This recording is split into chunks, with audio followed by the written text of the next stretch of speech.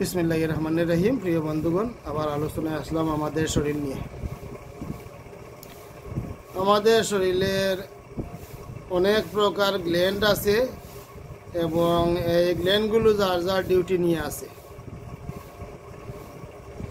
এরই মাঝে একটি গুরুত্বপূর্ণ গ্ল্যান্ড হলো থাইরয়েড গ্ল্যান্ড বা থাইরয়েড গ্রন্থি। এই গ্রন্থিতে যে হরমোন নিঃসারিত হয় তার নাম থাইরক্সিন। এই থাইরক্সিনের অনেক কাজ আমাদের শরীরে। আমাদের শরীরের একটি গুরুত্বপূর্ণ উপাদান আয়োডিন। এই আয়োডিনের ব্যালেন্স ঠিক রাখতে হলে থাইরয়েড গ্রন্থির নিঃসারিত হরমোন থাইরক্সিনের প্রয়োজন।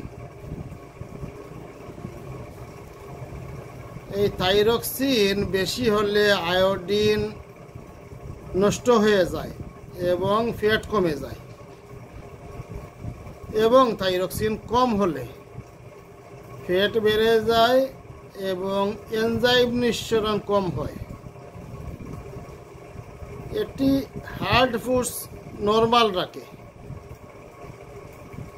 এটি গ্লুকোজ শোষণ বৃদ্ধি করে।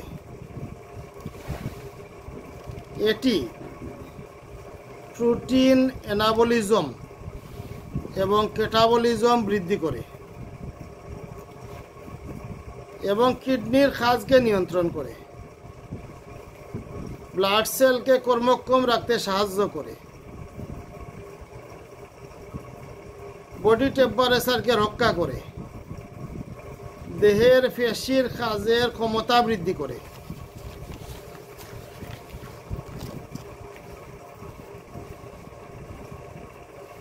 এই থাইরয়েড গ্রন্থির কাজের ব্যতিক্রম হলে, অর্থাৎ তার নিঃসরণ বেশি হলে গলগণ্ড রোগ হয়, গলা ফুলে যায়, চোখ বড় হয়ে যায়, হার্ট দুর্বল হয়ে যায়, হার্টবিট বেড়ে যায়, ক্ষুধা বৃদ্ধি পায়, রাগ বেড়ে যায়, প্রস্রাব ঘন ঘন হয়। এই হলো তার সংক্ষিপ্ত আলোচনা। আরও অনেক কাজ আছে, সবগুলা একদিনে আলোচনা করতে গেলে ভিডিও দীর্ঘ লম্বা হয়ে যাবে। তো মোটামুটি সংক্ষিপ্তভাবে এতটুকুই বলা যায়, এই থাইরয়েড গ্ল্যান্ডের কাজ। এছাড়া প্যারাথাইরয়েড গ্ল্যান্ড নামে আরও দুটি গ্ল্যান্ড আছে। এই দুটি গ্ল্যান্ড মটর দানার মতো।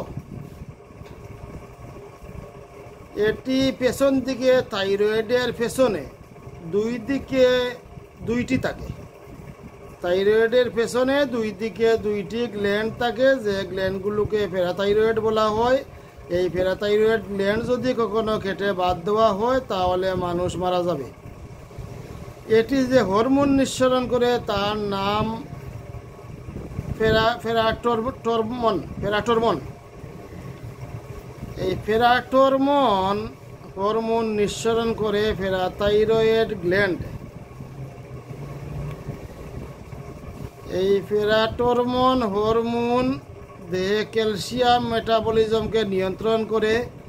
এর নিঃসরণ বেশি হলে দেহের সব হাড় মুড়মুড়ে এবং ভঙ্গুর হয়ে যায়, এবং নিঃসরণ কম হলে শরীরে একেবারে ক্যালসিয়াম থাকবে না।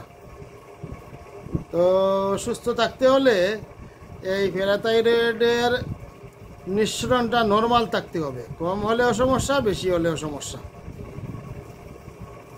বেশি হলে হাড়গুলা ভঙ্গুর হয়ে যায়, কম হলে ক্যালসিয়াম শরীরে একদম কমে যায় বা থাকে না। তো প্রিয় বন্ধুগণ, এই আলোচনা করলাম থাইরয়েড গ্ল্যান্ড এবং প্যারাথাইরয়েড গ্ল্যান্ডের অবস্থান এবং কাজ নিয়ে। তো আগামী ভিডিওতে আমি গলগণ্ড রোগ নিয়ে বিস্তারিত আলোচনা করব। গলগণ্ড রোগ কেন হয়, তার কী লক্ষণ থাকে, তার কী চিকিৎসা করতে হয়, এগুলো নিয়ে আগামী ভিডিওতে বিস্তারিত আলোচনা করব। সবাই ভালো থাকেন। আসসালামু আলাইকুম।